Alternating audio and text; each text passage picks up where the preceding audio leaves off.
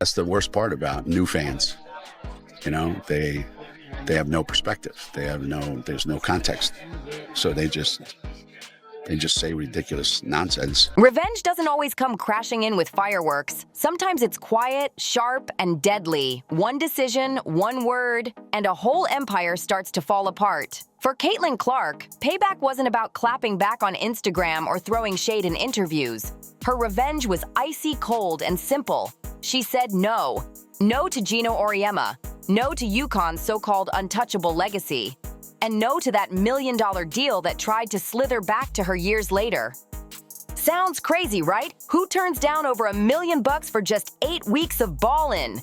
But this wasn't just about money. This was about ego, about history, about flipping the script. That contract was the lifeline of a man who once brushed her off, talked down to her, and acted like she didn't matter. And when Clark rejected it, she didn't just walk away from a bag. She humiliated the man who thought he could never be checked. That's why this story hits harder than basketball highlights. It's not about buckets, assists, or trophies. This is about power.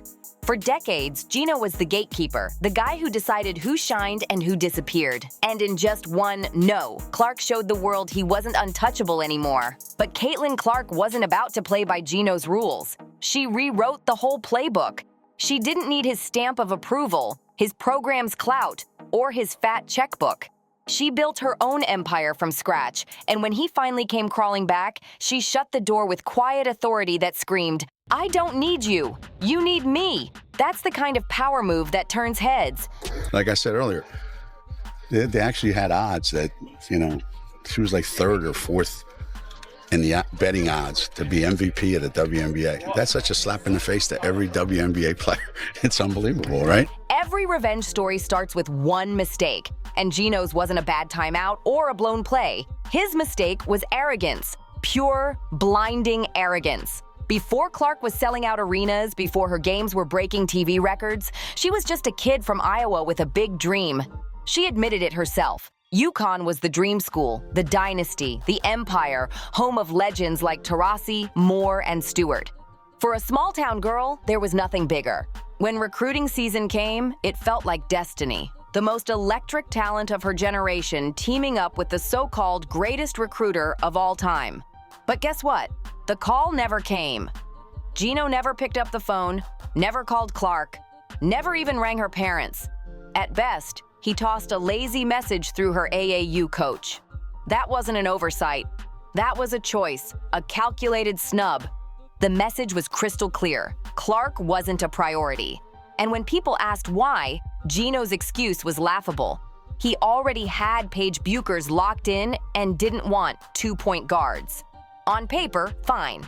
But then came the real sting. Geno hinted that if Clark really wanted UConn, well, she'd have to settle for being second fiddle. She should have called him? Imagine that.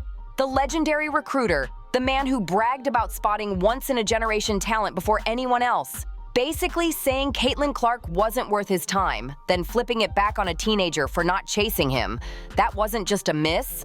That was flat-out disrespect, the kind you never forget. Clark didn't cry about it, though. She tucked it away like ammo. If Geno didn't believe in her, she'd go where someone did. So she picked Iowa. No banners, no UConn mystique, no dynasty glow. To outsiders, it looked like settling. But for Clark, it was freedom. At Iowa, she wasn't Paige's shadow. She wasn't Geno's leftover. She was the one.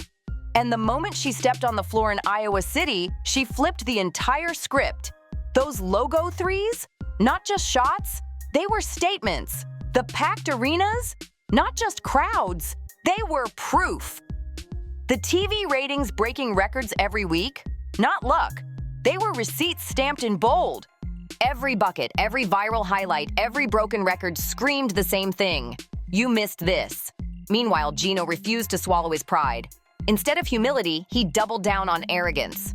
He tossed out condescending sound bites, brushing her off like some kid playing in the driveway. He tried to shrink her brilliance into something ordinary. But the thing is, ordinary doesn't sell out arenas, and ordinary doesn't rewrite history. Madison Square Garden doesn't pack out for ordinary. Ordinary doesn't drag the WNBA into the mainstream. Ordinary doesn't leave millions on the table. And that's where the irony cuts the deepest. Geno slammed the door in Caitlin Clark's face when she came knocking. He thought she'd fade into just another good but forgettable player. Instead, she built the biggest empire women's basketball has ever seen. And she did it without him. So when he finally came crawling back, contract in hand, Clark didn't rant, didn't brag, didn't even flinch. She just said one word, no, and that single word cost him more than any championship loss ever could. But Geno couldn't help himself. Every time Clark's name came up, he found a way to drag her back into Paige Bucher's comparisons. If Clark was fearless, Paige was too. If Clark lit up fans, Paige did the same. None of it was random. It was strategy. Geno wanted her rise tethered to his chosen stars so he could keep himself in the spotlight. But those backhanded compliments wore thin, and people started to notice. Fans noticed. Analysts noticed. Other coaches noticed. They all saw through the act. Clark's shine didn't need qualifiers.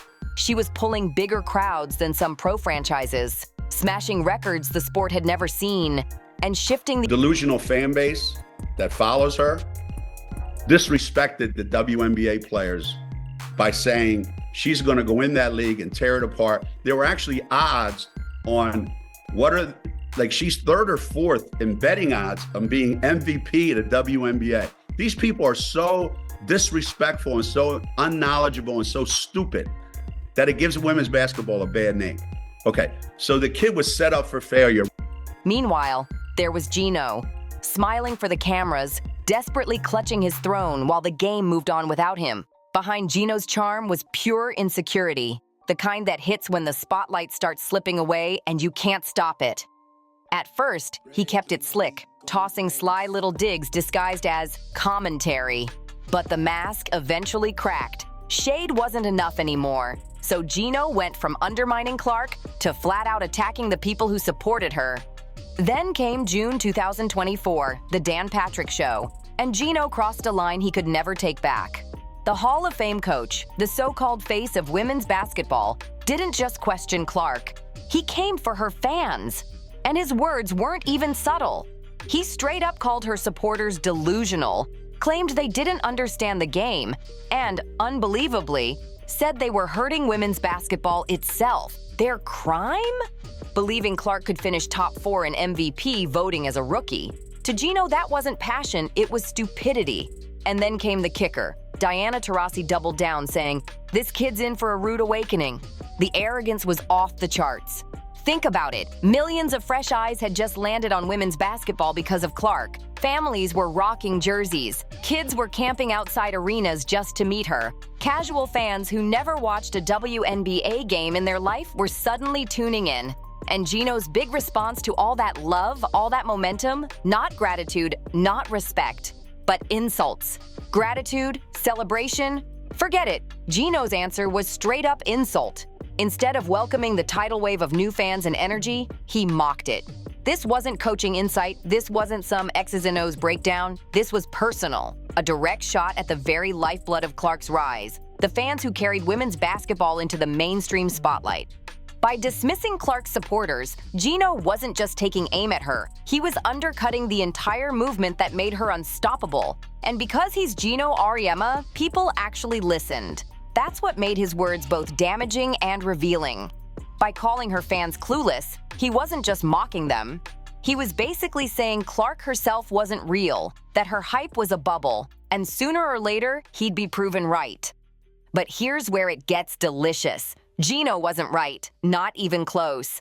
Clark didn't waste time clapping back on Twitter, she didn't whine in interviews, she didn't need to. Her answer came in the only arena that mattered, the court. And what she did there wasn't just vindication, it was a total demolition of Geno's credibility. Caitlin Clark stormed through her rookie season, snatching Rookie of the Year, landing on the All-WNBA first team, and when MVP votes dropped, she landed exactly 4th, right where her so-called delusional fans predicted she'd be. The very prediction Geno mocked ended up coming true, and with it, his authority started crumbling in plain sight. It wasn't just a victory for Clark, it was vindication for the fans he ridiculed. every parent who dragged their kid to the arena, every casual viewer who tuned in for the first time, every new supporter rocking a Clark jersey, Geno had dismissed them as clueless. Clark proved they were visionaries. And the beauty of it? She did it without saying a single word. No rants, no messy confrontations, no social media clapbacks. Just cold, silent revenge, delivered through results.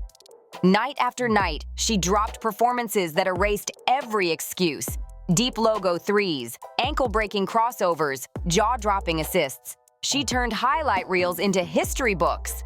By the time the awards started rolling in, there was nothing left to argue. Clark silenced him without ever even speaking his name. That's the poetry in all this. Geno set himself up as the all-knowing gatekeeper of women's basketball, the wise old king who claimed to know better than fans, media, and even players. But in the end, the fans were right. Clark was right. Geno was wrong. Every sellout crowd, every shattered record, every shiny accolade was a flashing neon sign. Geno wasn't the kingmaker anymore. And the twist? Clark wasn't even trying to prove him wrong. She wasn't chasing his respect or begging for approval. She never needed him. Not then, not now, not ever. She wasn't even thinking about him. She was just being Caitlin Clark. And somehow that alone was enough to expose him, enough to humble him, enough to show the world that Geno wasn't the one shaping the story anymore. She was. By the end of her rookie year, the question wasn't whether Clark lived up to the hype. It was how completely she had obliterated every doubt. Geno's digs didn't age like wisdom. They aged like milk left in the sun. His shots at her fans now read like some of the worst takes in sports history. Bitter, insecure, and embarrassingly wrong. But Geno couldn't just swallow it. Being wrong wasn't in his DNA, and now it wasn't even about Clark's game. It was about what she stood for. She was the symbol of a power shift, the changing of the guard, the undeniable truth that women's basketball no longer revolved around him. A lot of investors in this league. One investor, been trying to keep quiet about, his investment in the league ever since his comments that he made about a young rookie. Pretty much, had him in the headlines for about a month and a half. That is Geno Auriemma, dog. I'm here to tell you, he's part owner of this league. And instead of accepting it, Geno did what Geno always does. He kept talking. Interview after interview, podcast after podcast. Clark's name stayed glued to his lips. A little praise, a little dig, a compliment wrapped in a cut. The pattern never changed. But here's the thing. The more he talked, the clearer it got. Caitlin Clark wasn't just rewriting record books. She was living rent-free in Geno Auriemma's head. And eventually, words stopped being enough. Geno Auriemma had spent months trying to twist the story. Sly comparisons, backhanded compliments, little digs at Clark's fans. But while he talked, Clark just kept winning, kept shining, and his influence kept shrinking. So he pivoted. If he couldn't control the narrative with his words, maybe he could buy it with money. And that's exactly where the $1 million offer came in. By then, Geno had already thrown every trick in the book at her. He ignored her as a teenager. He brushed off her rise. He mocked her supporters. He tried to spin her stardom as nothing more than a Yukon byproduct. And still, none of it worked. Clark kept climbing, and Geno kept fading into the background.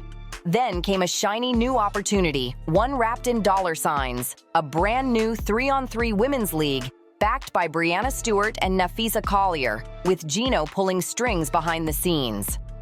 The league had money, it had ambition, it had credibility, but it didn't have the one thing it needed most, a face. And that's when Geno's desperation finally showed. For all the big names attached, there was only one player who could give the project instant legitimacy, only one superstar who could stamp it with real power, Caitlin Clark. Only one athlete on the planet could drag in millions of fans, pull in media giants, and reel in sponsors like fish on a hook. Only one star had that kind of gravitational pull to turn unrivaled into an actual rival for the WNBA, and that star was Caitlin Clark. So Geno did the unthinkable. He came knocking. Reports confirmed the league slapped a jaw-dropping offer on the table. Over $1 million for just 8 weeks of basketball. One of the richest contracts women's hoops had ever seen. Let that sink in. The same coach who couldn't even pick up the phone to recruit her was now dangling 7 figures, practically begging her to save his pet project. The irony was too sweet to ignore. The same man who once claimed her hype wasn't real was suddenly trying to cash in on it. The same coach who called her fans delusional was now desperate for those same so-called delusional fans to stream his games and pack his arenas. And here's the kicker. This wasn't just business. This was personal. If Geno landed Clark, he could twist the narrative, pretend her rise was still tied to his system, his dynasty, his authority. He could frame her not as the woman who shattered his throne, but as proof his empire was still alive. But Clark wasn't fooled. When that contract slid across her desk, she didn't see opportunity. She saw desperation. His, not hers. She didn't see opportunity. She saw a test. A desperate power grab from a man who had spent years trying to downplay her shine. And her answer? Swift, sharp, and devastating. Number. No explanations, no hedging, no hesitation. Just one word that carried more weight than every slick interview Geno ever gave. She didn't need his money. She didn't need his platform. She sure didn't need his approval. The same man who once brushed her aside was now begging for help, and she declined with a grace that cut deeper than any clapback ever could. With that single no, the humiliation was complete. Geno Auriemma, the so-called gatekeeper of women's basketball, the man who built his reputation on spotting and molding talent, had been reduced to tossing a fortune at the one player he once dismissed. And she turned him down flat. Quietly, decisively. No bitterness, no drama, just rejection. And the fallout, brutal. Without Clark, Unrivaled lost its magnet, its centerpiece, its credibility. That $1 million offer stopped looking like a power move and started looking like an embarrassing admission of weakness. The project needed her way more than she ever needed it. And the second she walked away, the hype collapsed before it even had a chance to launch.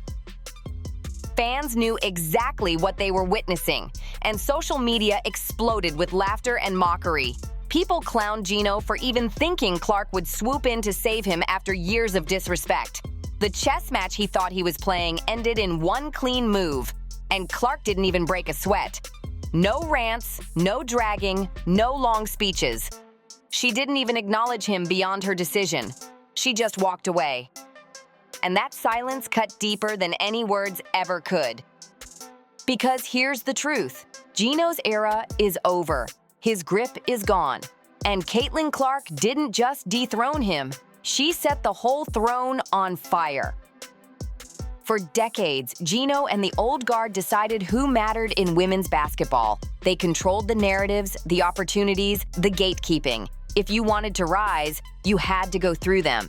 But Clark shattered that model into pieces. She didn't need UConn's banners to validate her, and she didn't need Geno's blessing to shine. She built her empire from the ground up, and when she rejected his $1 million offer, the message rang loud and clear. The future belongs to the players, not the gatekeepers.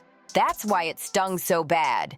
Geno's biggest mistake wasn't ignoring Clark back in high school. His real mistake was believing women's basketball couldn't grow without him. He thought he was untouchable. She proved he was disposable. And the humiliation didn't just land on Geno. It sent a warning shot to every coach, every exec, every power broker still clutching at the illusion of control. Clark's rejection wasn't just personal revenge, it was cultural warfare, a line in the sand between the old guard and the new wave. She showed an entire generation of athletes they don't need permission, validation, or approval to lead. They can claim it for themselves. They've got the fans, the numbers, and the star power to carve their own lane. And Clark proved it using the simplest weapon of all, a single no. Maybe the old sayings got it twisted. Maybe revenge isn't best served cold. Maybe the sweetest revenge is delivered quietly with calm finality in the form of one rejection that exposes just how desperate your rival really is. Caitlin Clark didn't just reject a contract. She rejected Geno's system, his authority, his entire worldview. And in that one decision, she didn't just win the battle. She flipped the entire game on its head. So what do you think? Did Geno deserve it, or was this too harsh of a blow? Drop your thoughts in the comments below, smash that like button, hit subscribe, and make sure to turn on all notifications so you never miss a story this wild. Click the video on your screen right now, and we'll see you in the next one.